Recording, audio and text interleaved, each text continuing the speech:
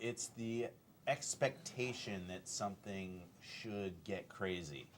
But in reality, I think most people are not as crazy as they wish they were or think they are. So it's always, to me, in real life, bachelor parties, bachelorette parties are almost invariably kind of anticlimactic. Are you telling me that you've never had to edit your photos before bringing them home?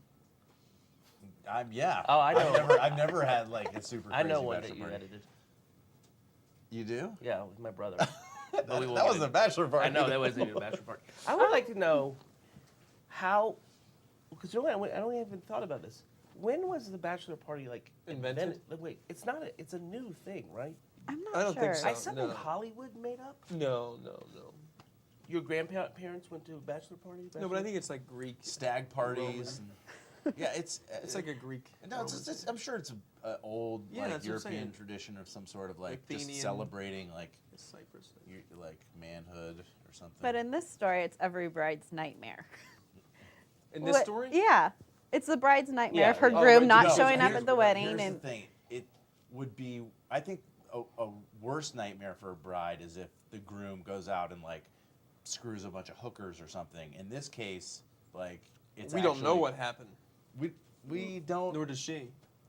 But it's scary that he's missing, but it turns out actually to Right. be okay. Right. Whereas like that. He's that not a would bad guy. Yeah, he's not a bad guy. Whereas like the other scenario, like that would just never be okay. Like the marriage would be over. What happened? I don't remember. yeah. No, unfortunately, I remember everything. Really? I do. Yeah, I know. I never. Not that I can remember. I've blacked out from drinking, especially like in college, maybe early 20s, and it's that horrible, sick feeling that like you had conversations with people, maybe you hit on someone in a way that like you never would have normally, and you're just sort of scared and worried about what went down, but And then you have to face your aunt. yeah, well, Because you hit on your aunt. Oh, well, I mean, I can only speak for me personally, but there's nothing better than going to watch something that you escape into and that you could laugh, I think that when, in a movie like this in particular, you have a group of guys going through like hell together, and there are moments of incredible fear and like heightened joy, and when you see guys experience that, you kind of feel a part of it if the movie's done right, and